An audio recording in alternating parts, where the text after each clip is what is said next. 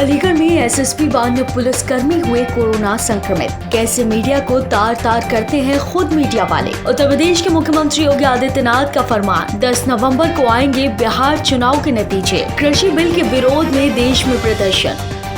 NCB से समन मिलने पर मुंबई आई सारा। शाहिद ने नेटफ्लिक्स संग की 100 करोड़ की डील। रकुलप्रीत की ड्रग्स चैट लगी एनसीबी के हाथ। आज होगा आईपीएल का 7वां मुकाबला। भारत और चीन मौजूदा सीमा विवाद को हल कर लेंगे, ट्रंप। अलीगढ़ के एसएसपी, एसपी सिटी व अन्य पुलिसकर्मियों समेत 123 नए कोरोना संक्रमित मामले सामने आए हैं। जिले में कुल मामले बढ़कर 7,971 हुए। अब तक करीब 57 लोगों की कोरोना से हो चुकी है मौत। जिलाधिकारी चंद्रभूषण ने की पुष्टि। जिला अलीगढ़ के टप्पल थाना क्षेत्र में पीपली गांव में जयवीर ने देर रात्रि अपने साथियों के साथ मिलकर नीरू नाम के युवक की उसी के घर में घुसकर माथे पर गोली मारकर मौत के घाट उतार दिया। भारत का चौथा स्तंभ है मीडिया, लेकिन फिर भी मीडिया को बदनाम करने वालों की कमी नहीं है। आरटीवी के पत्रकार और एबीपी के पत्रकार के बीच आपस में झगड़ा हो गया और दोनों के बीच हाथापाई शुरू हो गई। इस मारपीट का एक वीडियो सोशल मीडिया पर काफी तेजी से वायरल हो रहा है।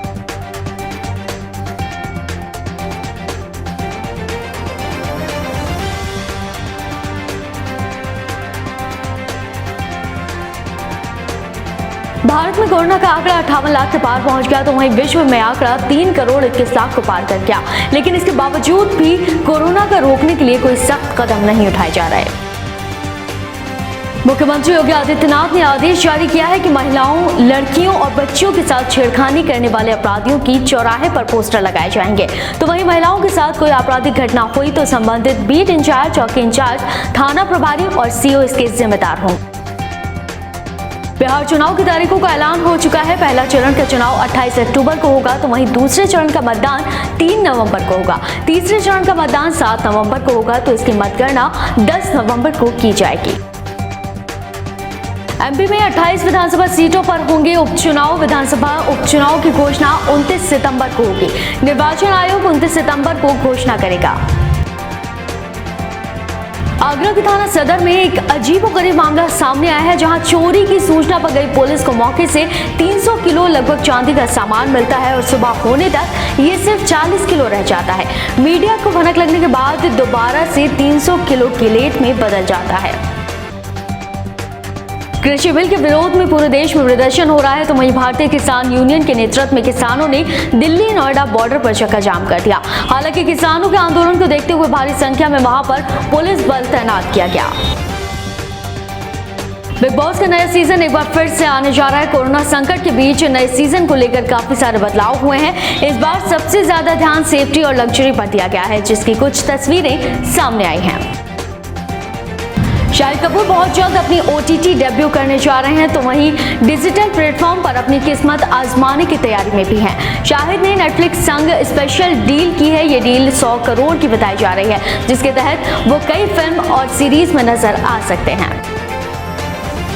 गुरुवार को सारा अली खान अपने परिवार संग गोवा से मुंबई आ गई। एक्ट्रेस भारी सुरक्षा के बीच मुंबई एयरपोर्ट से निकली। एयरपोर्ट पर उनकी कुछ फोटोज को इस समय वायरल भी किया जा रहा है।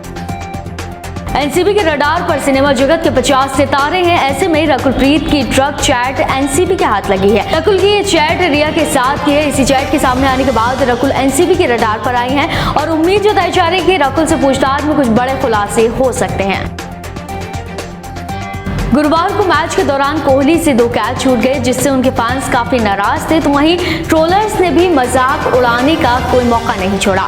कोहली की ढीली परफॉर्मेंस को देखते हुए पूर्व क्रिकेटर खिलाड़ी सुनील गावस्कर ने अनुष्का शर्मा पर एक ऐसा कमेंट किया जिस पर अनुष्का के फैन भड़क गए।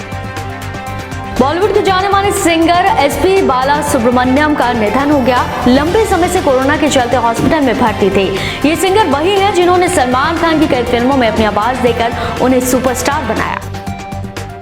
ड्रग्स कनेक्शन में नाम सामने आने के बाद दीपिका गुरुवार को मुंबई लौट आई। इस बीच चर्चा है कि रणवीर सिंह ने एनसीबी से रिक्वेस्ट की है कि उन्हें भी दीपिका के साथ पूछताछ में शामिल करने की अनुमति दी जाए, लेकिन एनसीबी ने इस बात से साफ इनकार कर दिया कि उनके पास ऐसी कोई रिक्वेस्ट नहीं आई है। शुक्रवार को सेंसेक्स 450 अंक की तेजी के साथ 37,000 अंक के पार पहुंच गया, तो वहीं निफ्टी की बात की जाए 150 अंक की बढ़त के साथ 10,950 के अंक के स्तर को पार कर गया। इंडियन प्रीमियर लीग के 13वें सीजन के 7वें मुकाबले में चेन्नई सुपर किंग्स और दिल्ली कैपिटल्स की टीमें आमने सामने होंगी। दुबई में खेले जाने वाला ये मैच 7:30 से शुरू होगा। ट्रंप ने अपनी एक चुनावी रैली में बाइडेन का जमकर मजाक उड़ाया और कहा कि पीएम मोदी ने कोरोना वायरस को लेकर उनके काम की तारीफ की, लेकिन उनकी रैली में सोशल डिस्टेंसिंग और मास्क पहनने के नियमों की धज्जियां उड़ाई गई।